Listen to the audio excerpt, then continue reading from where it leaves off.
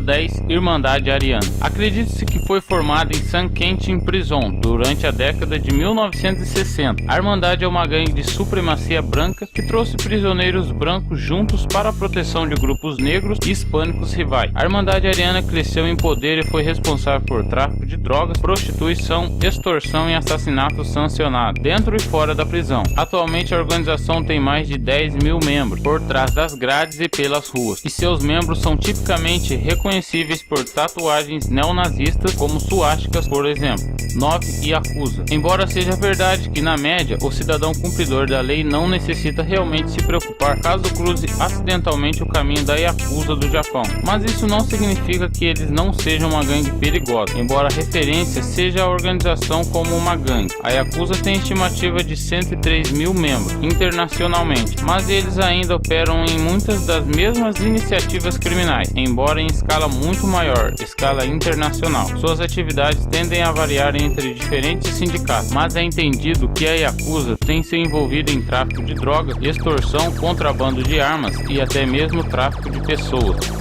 Número 8. Crip Blood. Os Crips surgiram em Los Angeles, no rescaldo de Watts Riot em 1965. É predominantemente formada de jovens afro-americanos. Era uma formação do lado oeste e leste de gangues, da área centro-sul liderada por Stanley Tookie Williams e Raymond Lee Walsh. A gangue rapidamente levantou-se em força e números, e eles eram conhecidos pela realização de homicídios, roubos e tráfico de drogas. Surgiu então outra gangue de rua, os Bloods, que desafiaram Crips por poder e controle. A intensa rivalidade entre as duas gangues levou a um dos feudos mais notórios da história americana. Acredita-se que atualmente há mais de 800 grupos de Crips que operam em todos os Estados Unidos, com cerca de 30 mil membros. 7. Sotievskaya Brak. Esta organização criminosa é uma ramificação da rede de máfia russa, que foi fundada por Sergei Mikhailov, um homem de aparentemente nível elevado para se passar por um empresário respeitável. Mas é amplamente conhecido que esta gangue está tão envolvida em atividades criminosas como estão em negócios legítimos. A gangue tem sido associada a diversas atividades ilegais, que inclui contrabando roubado, assassinato por encomenda, prostituição, extorsão e até mesmo comércio de materiais nucleares.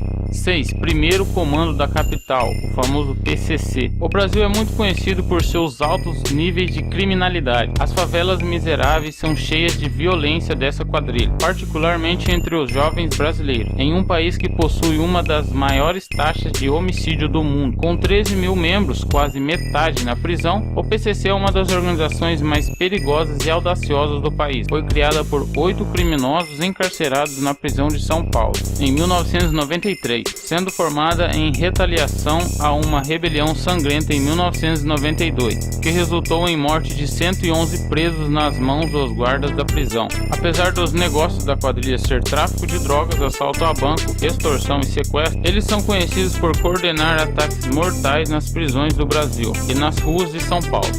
5. Mundik. São poucas gangues que agem com perseguições ideológicas em mente, sendo a maioria principalmente preocupada em construir poder, reputação e riqueza. Mundik é seita do Quênia, fundada por militantes Kikuyu durante um conflito com o povo Maasai na década de 1980, mas operam mais como uma gangue de rua do que uma milícia extremista, rejeitando modernização, ocidentalização e cristianismo. Os Mundiks são conhecidos por suas ondas chocantes de violência e por cometer limpeza étnica com ataques de armas brancas. A gangue possui um domínio sobre as favelas de Nairobi e dão proteção e extorsão contra os moradores empobrecidos.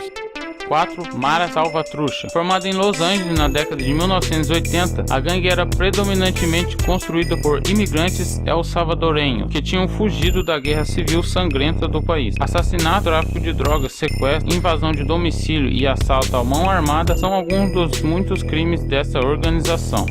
3. Camorra. Camorra, que literalmente significa gangue na Itália, surgiu em algum momento durante o século XIX e é determinado ter surgido como uma gangue de prisão, com base em Nápoles, mas operando em toda a região Campânia. Camorra é perigosa porque eles se tornaram completamente enraizados no tecido da sociedade, e superando a máfia siciliana com mais de 100 clãs e 7 mil membros. Camorra tem grande influência na área e são conhecidos pela força violenta a qualquer oposição. As suas iniciativas criminais, que incluem lavagem de dinheiro, falsificação, extorsão, tráfico de drogas, corrupção política, homicídio e roubo.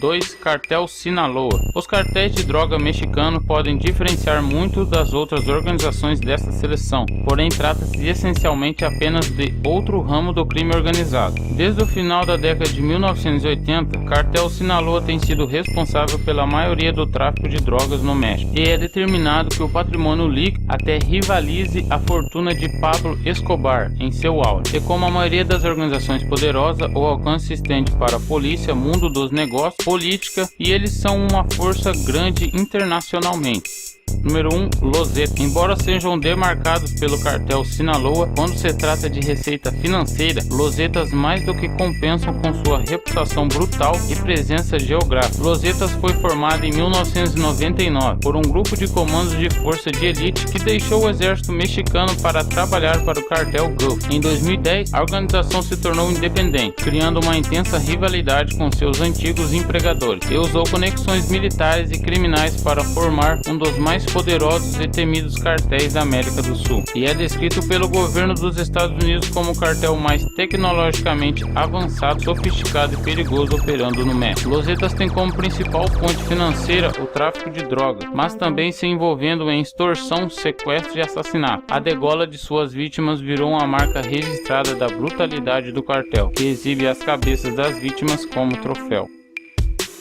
Se você gostou desse vídeo, não esqueça de dar um joinha e ajudar o canal. Se inscreva e compartilhe o vídeo. Eu fico por aqui. Muito obrigado. Valeu.